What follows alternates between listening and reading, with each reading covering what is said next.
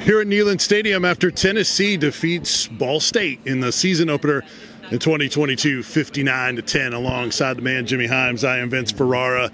What a performance by Tennessee, dominant from the get-go. First play on defense to Marion McDonald with an interception. First play on offense, touchdown pass from Hendon Hooker to Jalen Wright. Jimmy, it didn't take long for Tennessee to show and flex their dominance in this game. No, it didn't, and I was very impressed with Tennessee. I thought they're very efficient. I looked at it was kind of funny. I saw 59 points, and I thought, they could have been better on offense. Isn't that amazing? But it was also funny to hear Marion McDonald and Jalen Hyatt talk about how McDonald talked about, I'm going to get an interception, and Hyatt said, well, I'm going to score the first touchdown. And they were asked for verification, and by golly, they gave it. But I thought that was a really nice performance by the defense. They had 2 interceptions. The secondary, to me, is a big concern for this team. I think that gives them a lot of confidence. And I thought Hooker was real efficient. Yeah. He accounted for 4 touchdowns. He really didn't do much in the second half. All of his work was done in the first half. And then Joe Milton, 8 out of 9, over 100 yards through a touchdown pass.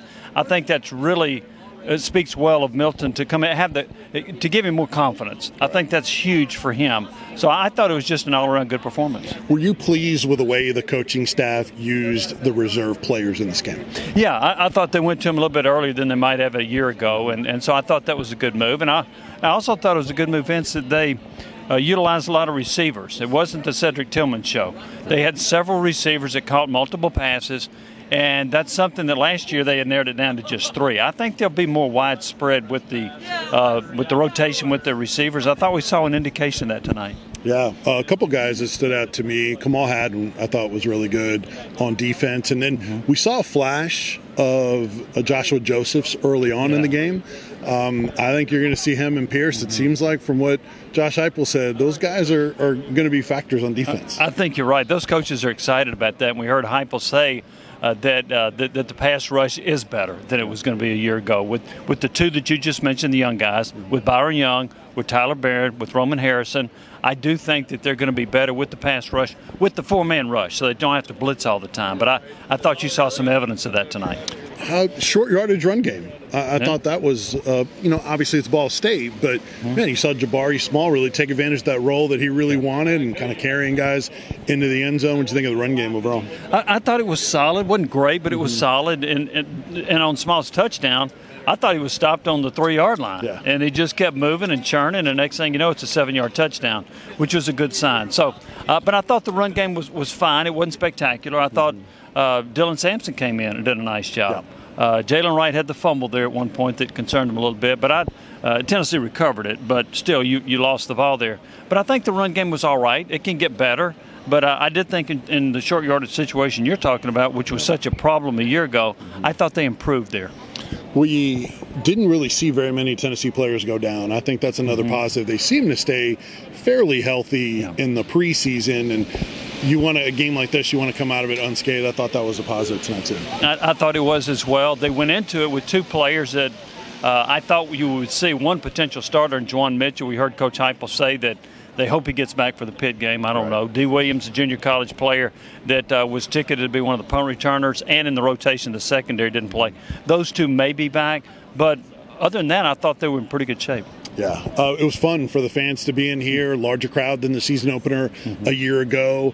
The renovations were on display, which we got a chance to see a couple of days ago. And I thought it was a real positive night for Tennessee. Pitt is up next. It really ramps up. They beat West Virginia tonight in a really close game. Just a quick thought looking ahead to Pitt next week.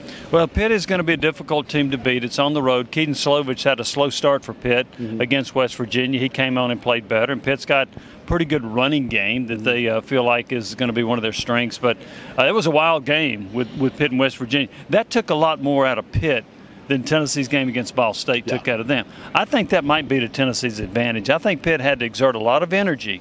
Now, the other part of that is maybe it's a momentum builder. Right. But I like Tennessee's chances going to Pitt. I think it's going to be a hard game to win at Pitt. We saw Pitt pull one out in Neyland Stadium last year.